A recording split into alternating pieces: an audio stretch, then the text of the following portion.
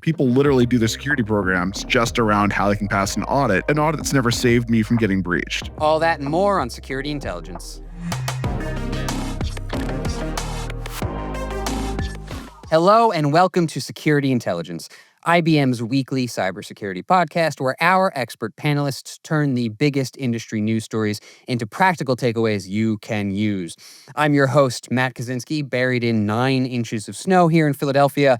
Joining me today are 3 people who feel much warmer than I do. Suja Viswesan, VP Security Products, Dave Bales, X-Force Incident Command and host of the Not the Situation Room podcast, and making his debut, Dustin Heywood, aka Evil Mog, Senior Technical Staff Member for IBM X-Force. And before I move on, I just have to ask Evil Mog, is that a Final Fantasy reference or what are we working with here? It's a number of references. First aircraft I ever flew was CG Mike Oscar Golf. It happened to fit really well within a Tetris. Then Final Fantasy came out, and then we had a name deconfliction. So the joke comes from, I was actually working for a blue team defense group, and I met the guy named Matthew O'Gorman with the initials. We had to do a deconfliction, so I became Evil Mog as a joke.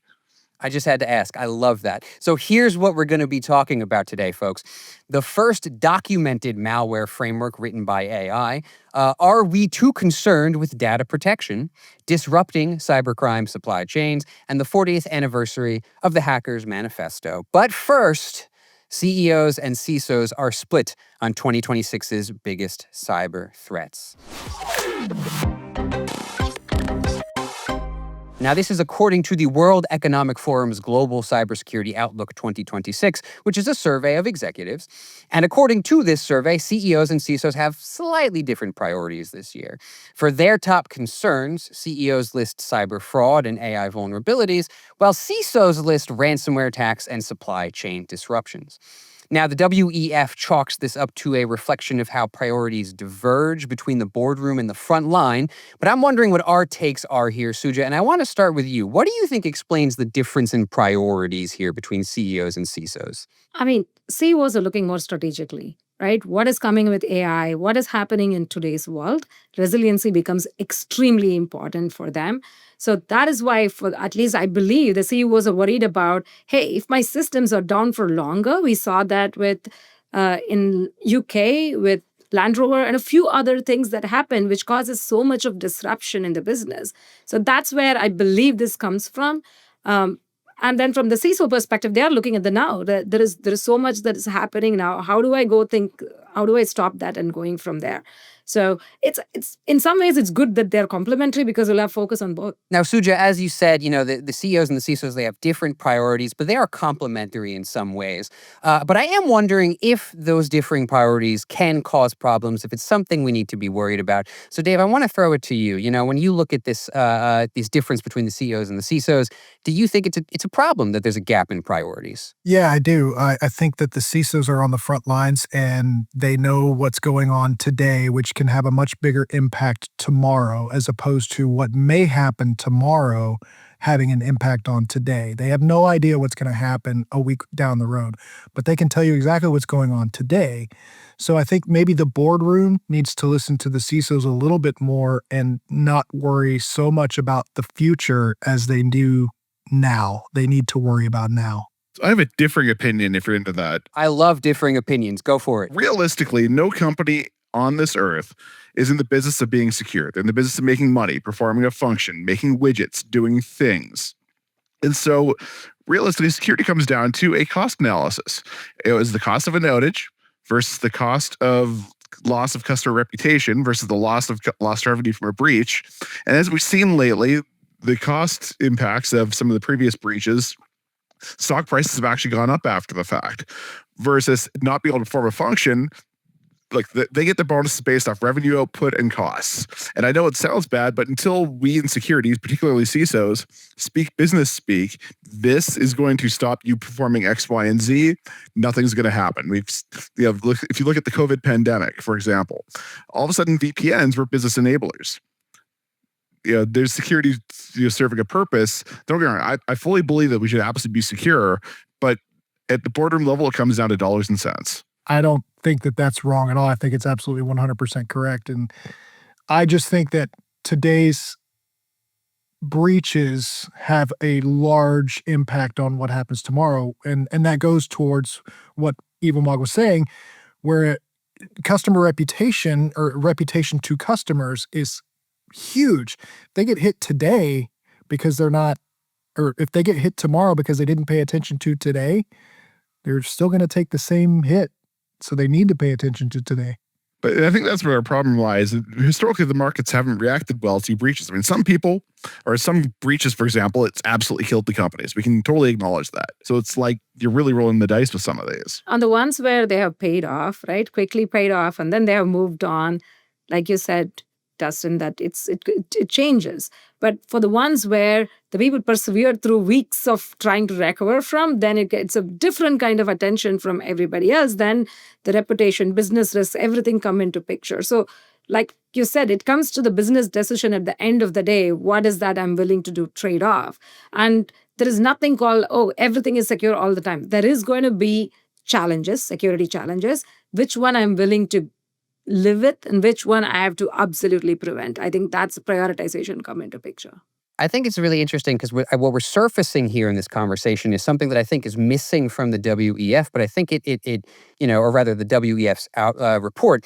But I think it's really important to making sense of this divergence, right? Because I don't think it's just different priorities. I do think it's different language, like Dustin is saying, right? Like there's a sense in which we don't always talk about security in dollars and cents language, and that can lead to some of those differing priorities. But if you can cast like, hey, I think ransomware is more important than cyber fraud for these reasons in business terms, then I think maybe you win, maybe you win that conversation, right? Maybe you close that gap a little bit by aligning the CEOs with the CISOs, showing them that it is a business concern.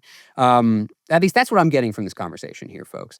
And so one thing, though, that the CEOs and CISOs do agree on, and I want to ask us, about this too, is that they both ranked exploitation of software vulnerabilities as their number 3 concern, for the year. They both agreed that's number 3. 1 and 2 may be different, but that's number 3. Evilmog, I want to throw it to you. What are your thoughts on that? Software vulnerabilities being the number 3 concern shared by both of these. Does that seem right on the money to you? What's your take? Yeah, no, it's kind of a tie for me. The reason I say this is there's CISA just released a vulnerability on some very old software. I'm not going to name names on this one, but the software that was exploited or pre-authentication exploited back in 2004, for example, a large virtualization provider. And this stuff's now exposed on the internet. If someone happens to get into an environment through a software exploitation, get themselves deep into, say, an ERP, eventually through pivoting, gets control of, say, finance, then wires himself out a couple $1 million. I mean, realistically, all of a sudden it becomes number 1. So again, it really comes down to impact. Yeah, they're afraid of fraud. They're afraid of things that will actually cost them dollars right now. They're also afraid of ransomware because it's going to, take out their entire network. But if someone gets in without triggering those and you don't see the breach and can transfer money out, that's just as high. But again, it comes down to final impact. Yeah, it makes perfect sense.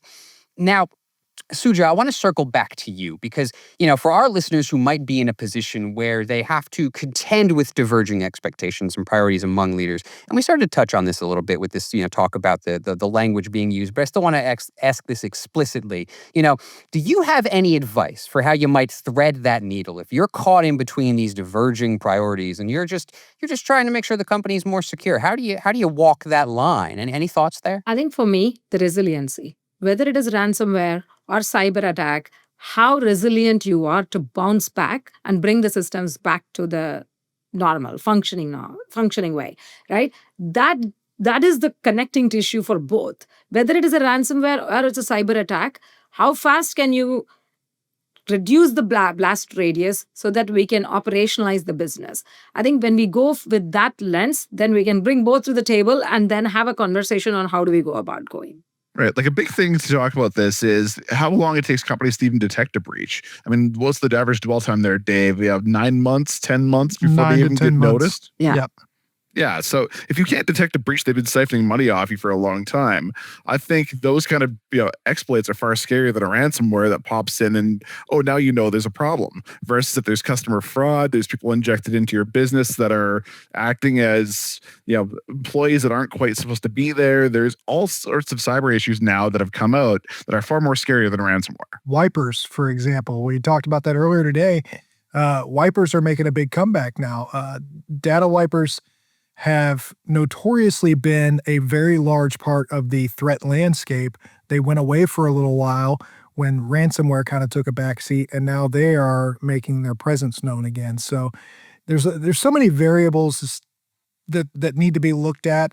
Top priorities, they're all interchangeable. I mean, realistically, you can number them 1 to 10 if you want to, but they're all important to look at. Comes down to don't get hacked. There you go. Yeah, Dave, I love where you kind of landed, and that's like a perfect way of wrapping up this whole segment, which is like what we've really uncovered here is that, it's almost like a nomenclature problem, right? It's like, you call one thing, you call this, the other thing. But like Suja said, at the end of the day, it's all about resilience. You might be talking about slightly different things, and the impact, like you said, Evil Mog, the impact might be different, but we're all talking about resilience, which kind of foreshadows a conversation we're going to have later in this episode, but it's not where we're moving just yet.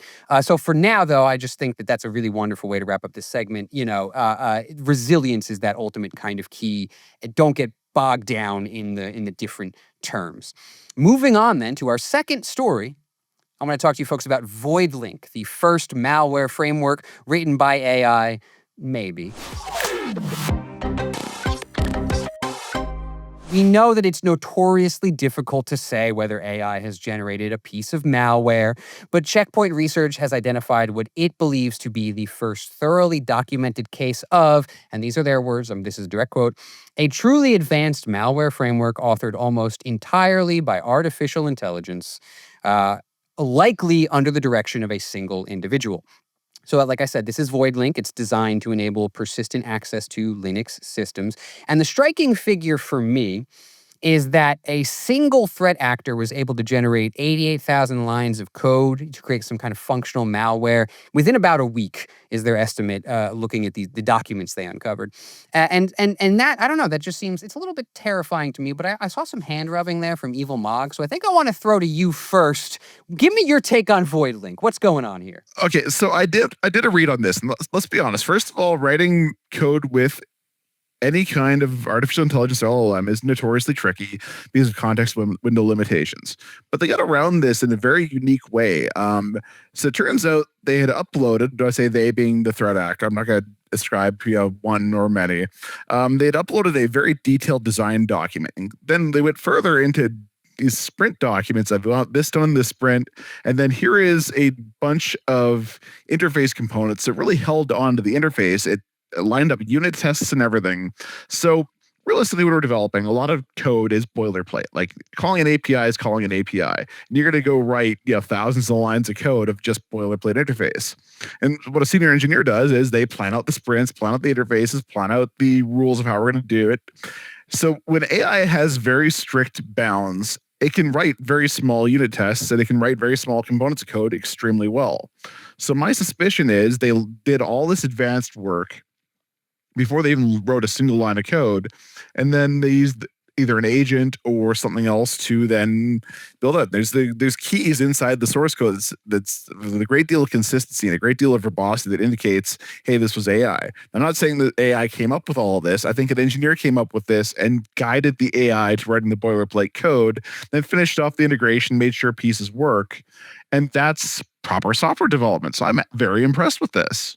And Dave, I'm wondering if you look at this, and like Evil Mog just said, this was a really impressive software development kind of timeline, software development plan.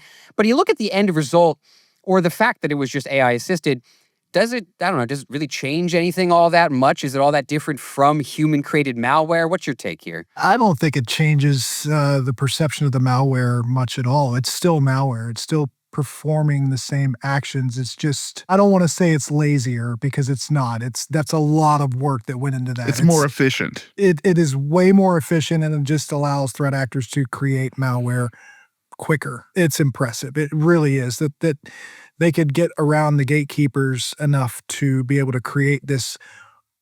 The way I look at it is like a mosaic. They cut out a bunch of shapes, and then they took those shapes, fed it into AI, and AI kind of put that thing together for them, and now it's a nice piece of art. Definitely, it reduces the time, right? The barrier to entry, and all those get reduced. That just means for the security professionals, you have to fight AI with AI. So we need to figure out how do we make sure that we are enabling ourselves to combat this. Because this, as I say, this is extremely impressive. And at the same time, it was something that will keep me awake at night. Oh my God, what else can somebody who... I can tell you other things that X-Force does that'll keep Yes, you I awake know, at night. I mean, know, let's be I know. honest. We started off with AI doing like phishing. We really well-crafted Yes. phishing because we got the old Nigerian prince scam and they were very terrible. Then they've evolved into, hey, we're going to write detection signatures on AI. Now we're going to write things to evade those detection signatures. It's really not about automation per se. It is about automation, but it's about human-in-the-loop guided development to make it so I can go bypass things faster. And honestly, if you're not using it in this day and age, say in an adversarial services engagement, you're going to be running up against these walls because detection engineers are just so fast at finding our malware that this is only a matter of time. See, in general, what I have noticed is people who ask the most knowledge are resistant to using AI to some extent because as humans, we believe we can do better. When I see threat actors who are very knowledgeable using it, then now we don't have a choice. The good actors who are really smart needs to get on the bandwagon and start moving forward. But I think the important part is the human in the loop. Like this looked very human-guided AI, not fully automated AI. It's challenged that it was fully done by AI, but AI did, clearly 90% of the work.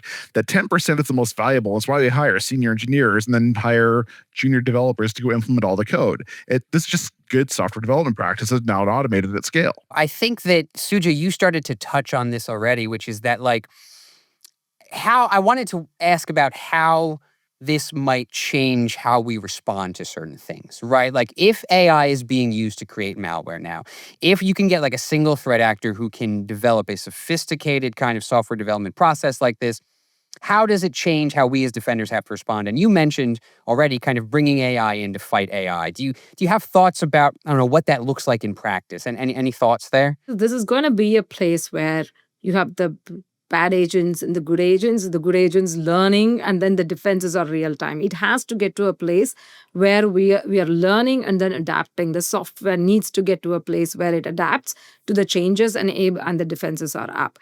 At the same time, just like we saw, yes, this is a very beautifully well-crafted work. How do we do that from our side as well? Because, hey, I need 6 months to develop this is like not a possibility. Yes, you need some time to think about it, but then using AI to build these defenses up much faster so we can be more on the defense and then able to put that barrier up between these two. So it's like an arms race, right? In some level. How do we make sure that there is one caution I have. We do need to avoid having AI train on AI because you will get model collapse. I've seen this happen in defensive scenarios where it's entirely automated and they're training on their own data accidentally because pipeline mistakes happen. And then all of a sudden, what worked really well one day, all of a sudden stopped detecting malware. So it does happen. So we have to exercise caution and make sure senior engineers are looking at this, but we do need to spread ourselves out because a senior engineer doesn't scale. They take 20 years to train up, which is why you need the automation to scale them to 30, 40 engineers. Yeah, this is a really interesting example of this is a phrase that you've been using, Evil Mog, which is a human in the loop, right? And the idea that you have to kind of bring in somebody, there has to be somebody there who's directing these things, who's kind of overseeing these things. Now, before we move on to our next story, Dave, I want to ask you about something that pops up in the Checkpoint report. They say, and look, I mean, when you have these reports, they often try to make them sound like a big deal, and they are, but they say that this is proof, quote, that the long-awaited era of sophisticated AI-generated malware has begun. I want to get your take. Do you think they're right? Has the era begun, or are we on the beginning of some big transformation? Where are we at here? We're taking the first baby steps. I don't think we're walking yet. Just to say that it's begun is kind of presumptuous. I think that it's really early in its infancy. I mean, we're talking this just took its first breath early. Yeah, that's the sense that I was getting to. And that's why I wanted to kind of throw it to you, because I knew if I could count on someone to throw a little cold water on this, it would be Dave. On to our next story here, folks. The question of, are we too concerned with data protection? Now, the UK saw some pretty devastating cyber attacks last year. I'm thinking specifically about that JLR hack that was the costliest attack in UK history, according to some estimates. So it's no surprise to see a former British Prime Minister and a current Anthropic advisor, Rishi Sunak, writing a piece for The Times about strengthening cybersecurity. What was surprising, at least to me, was Sunak's assertion that current protocols prioritize data protection too much at the expense of maintaining services. To drive his point home, he references an anecdote from Ciaran Martin, former chief of the UK's National Cybersecurity Centre. This is the anecdote he shares. I really like it. When Ireland's healthcare system was attacked, such was the emphasis on data protection that patients were sent messages saying, in effect, "We're sorry we had to cancel your life-saving surgery, but don't worry, your email is safe."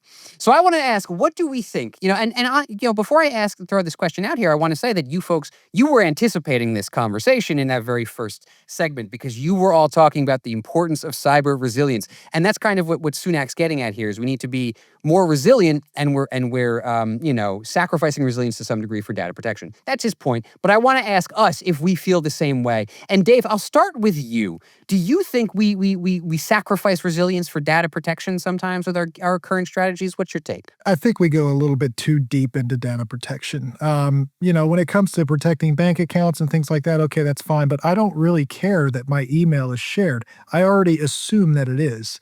Anything that I've ever entered into the internet, I assume is already on the dark web. It's not that big a deal to me, but I can understand how it might be a bigger deal to other people. I understand that. But as a cybersecurity professional, I also know how the real world works, how the dark web works, and what's out there and what's not. Yeah, and it seems kind of silly sometimes if you ask me to expend so much effort on protecting email, like you said, right? Like it's like a public address, basically. Like, someone's going to send you an email. It's not that big a deal. Suja, I want to get your take next. How do you feel? Do we sacrifice resilience for data protection too much? What do you feel like? I think, in many cases, it's like a check mark, right? There are so many data regulations in there. So companies are like, I don't want to be fined for this, so I want to go do that. I think Dustin talked about the human in the loop is needed. It's a common sense approach. What am I doing? This is life threatening. This is email. This is something that I can live with and then go with that. So when we go into too much automation and then we are doing check boxes instead of thinking about what it is, these problem does occur. Even in data security, today in many, many places, the data security happens because of compliance reasons and regulations, not because there is actual thought that goes into picture. And I'm like, Dave, my email, my personal address, it's most of these information, my marital status, everything is public domain. I can find it for any one of you if I choose to right now. But here's the thing. Everyone had to get their CISP way back in their day, their CISSP from ISC2, because now it's an HR checkbox. And then the basic bits, they all forgot the CIA triad: confidentiality, integrity, and availability. This is a basic part of bringing a system online. You do an assessment. What's more important? Saving people's lives or keeping their email secure? And it sounds like their threat modeler did not do their job. I mean, that's just the way it works in these kind of situations. Just like people do equate security with compliance. Just because you're compliant doesn't mean you're secure. And secure means different things to different businesses. A hospital turning down surgeries isn't exactly what we'd be expecting versus, okay, say I'm voter registration records. Oh, that absolutely has to be secure. I don't want an unsuccessful vote to come in. So this all comes down to, again, business function versus security need, and the need to actually start speaking in terms of what do we actually need to do in order to perform the mission, rather than GDPR and random regulation this and COBIT control state this. The whole qualitative versus quantitative controls debates with auditors. All they care about is the checkbox in their SOC 2 report rather than can I do the job. Yeah, and I like this idea that's coming up here, which is that you can't just use the regulation, the compliance as like a checkbox, and you just do that and you outsource your whole thinking about cyber resilience, right? It has to be something you're actively thinking about, something you are developing as an organization. And obviously you want to make sure you follow the regulations, but you can't just be like, oh, well, the regulations say this, so that's what we're going to do, no more, no less, right? It can't be mechanical, right? Go ahead. Well, what's worse, like the big four accounting firm states our audit standard says there's no standards for GDPR, PCI, so we're going to follow COBIT as an example instead as an equivalent level of control. That happens all the time. So people literally do their security programs just around how they can pass an audit, and an audit's never saved me from getting breached. No, absolutely. It's like you're not designing your controls for the actual breach. You're designing it, like you said, to pass some paperwork, basically. So then, if we've kind of analyzed here what the issue is, or at least one of the issues, I wonder what the solution is. And I'm going to go back around the round table here and get some opinions. So I'm going to start with you here, Dave. If you're advising an organization on how you strike a better balance between data protection and cyber resilience, what's your advice? Where do you feel like you start here? How do you handle this? I think the easiest thing to do is to figure out what information is worth protecting the most. My email address is not. My blood type probably is. My bank account for sure is. But I'm not worried about someone finding out where I live. If I get doxxed, I get doxxed. But I would rather have someone save my life than protect my email address. Agree. Suja, how about you? What would you like to see organizations do to strike a better balance? They need to prioritize, right? When these things happen, like, do they have a proper zero trust segmentation? They have robust backup and recovery. They have a good incident response plan put together. When you do all these things, the data gets protected automatically, because if you're locking your door, if you're doing all the right things, I'm not saying that there is no exceptions. There is. For the most part, if you're doing all these things with not as a checkbox, as, hey, this is something for business continuity, for resiliency, this is important, so I'm going to do that, then it automatically happens, rather than just going, I'm going to protect the email and this because that's what the government told me to or regulations told me to. I like that. It's like data protection is a natural outcome of resilience, right? Rather than even thinking about them as different things. And Evil Mog, how about you? What advice would you give organizations? Here's the thing. Cybersecurity is really just an asset management problem. Always has been, always will be. Tracking down what devices are broken, tracking down what data actually matters, where that data lives. Once you have that picture, things become a lot easier, a lot more clear. Assign financial impact to what happens if this happens, if we stop functioning. Again, we need to understand business terms. And realistically, it's the time when the security grows up and gets a seat at the boardroom, starts talking financials, because that's the only way we'll ever get change done. I like this. We've developed a kind of theme throughout this episode, right? About how to kind of make security more, what's the word I'm looking for here? How to help security speak the language of business so that some of these recommendations get maybe taken more seriously, or they can be seen that it's worth the business's time. It's not just a checkbox. Moving on to our next story. Law enforcement seizes cybercrime subscription service.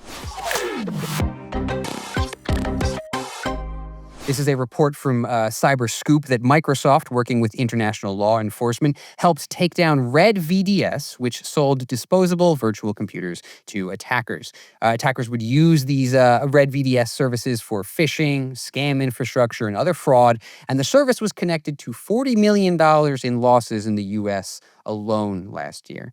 Now, the reason this story caught my eye was because we talk a lot on this show about supply chain vulnerabilities and software supply chain attacks.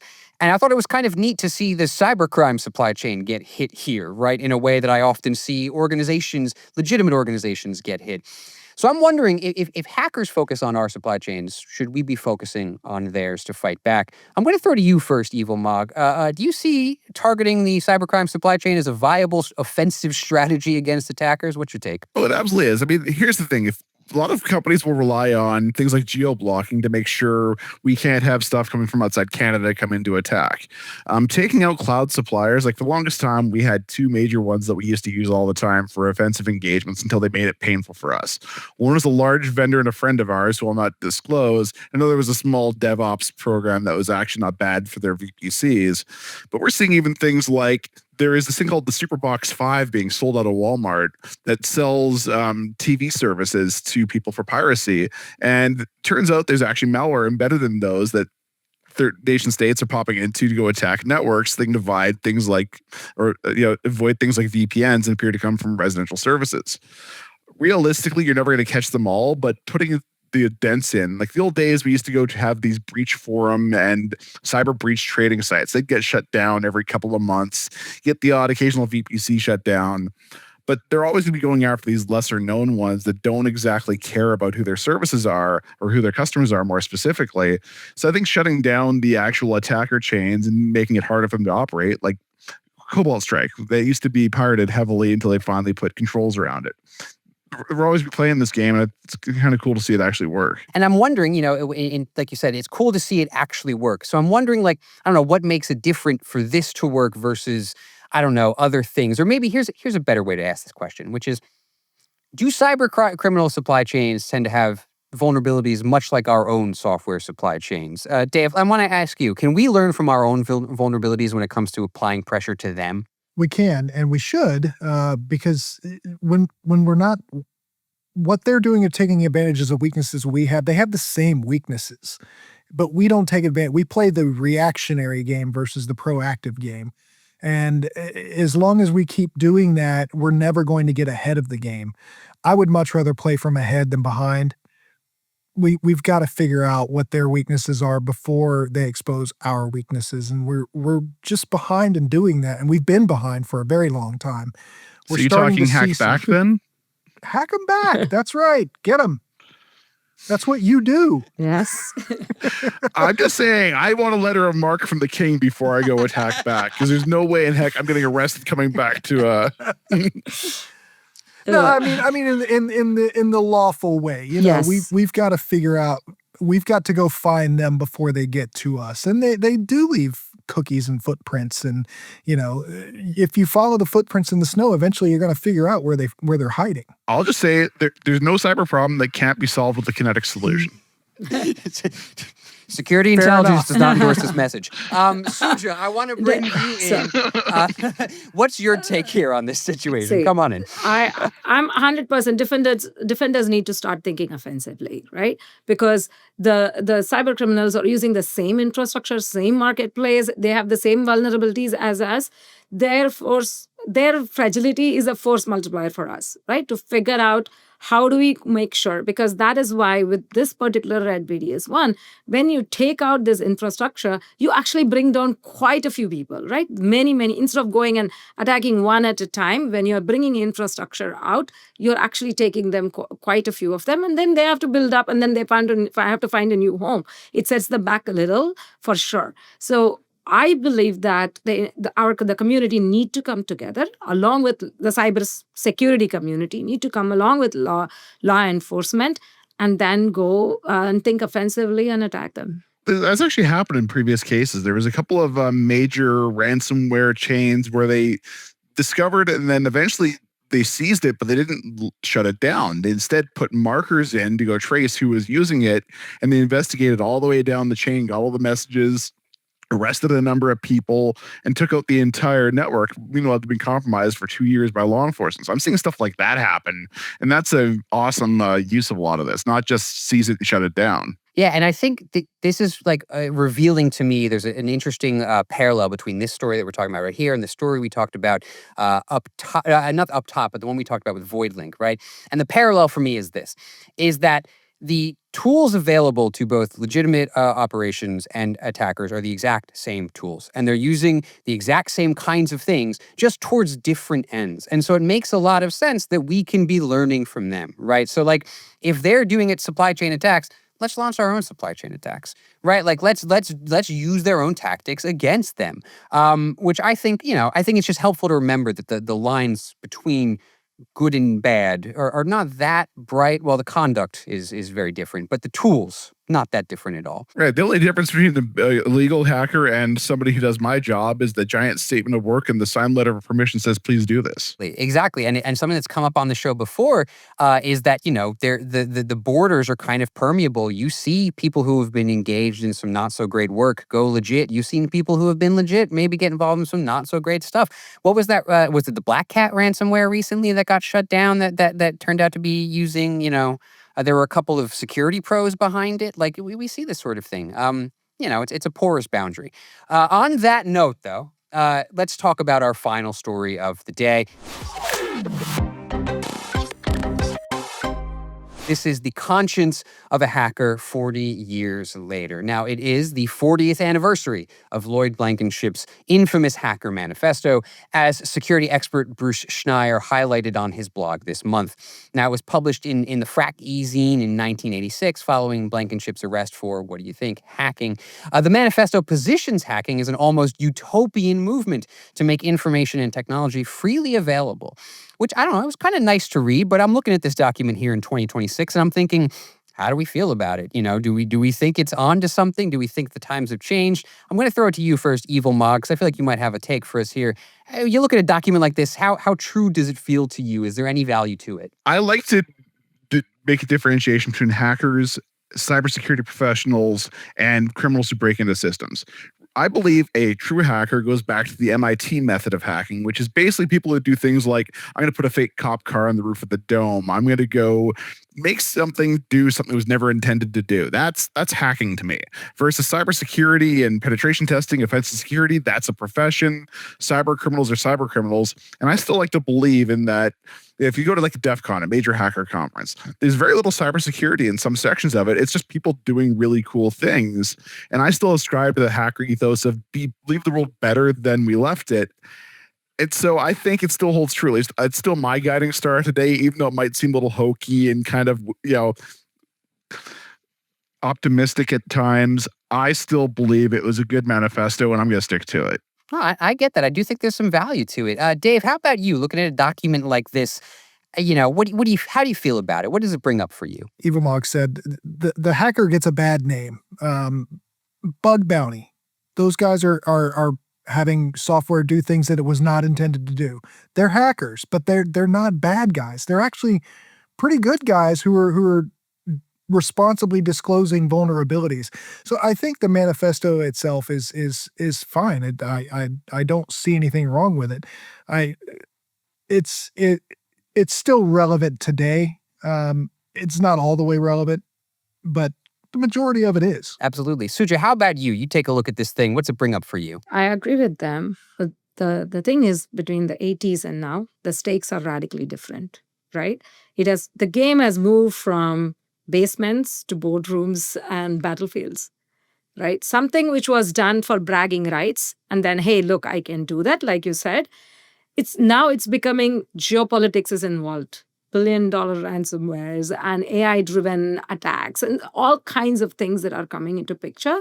So it's clouds that whole, okay, I'm hacking for good or hacking for getting some attention to, hey, the cybercriminals. So the line is a little blurry. I just have an issue with the phrase.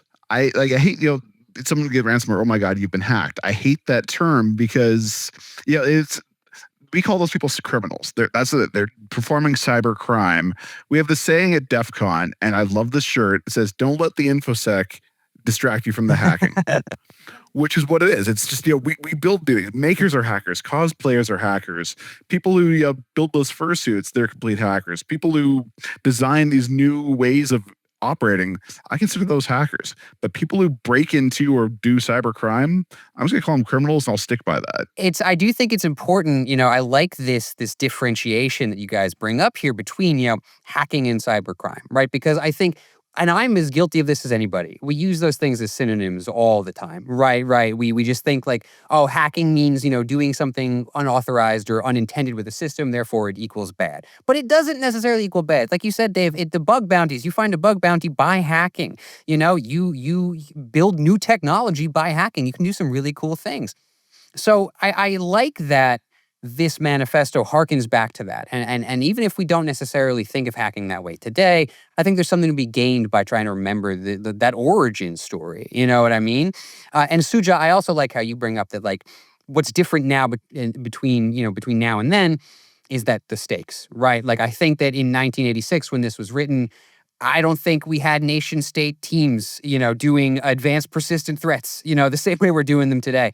And so it's like, there are some ways in which looking back, it feels like it can be a little bit naive almost, but there's a kernel of something there that I think is worth keeping in mind.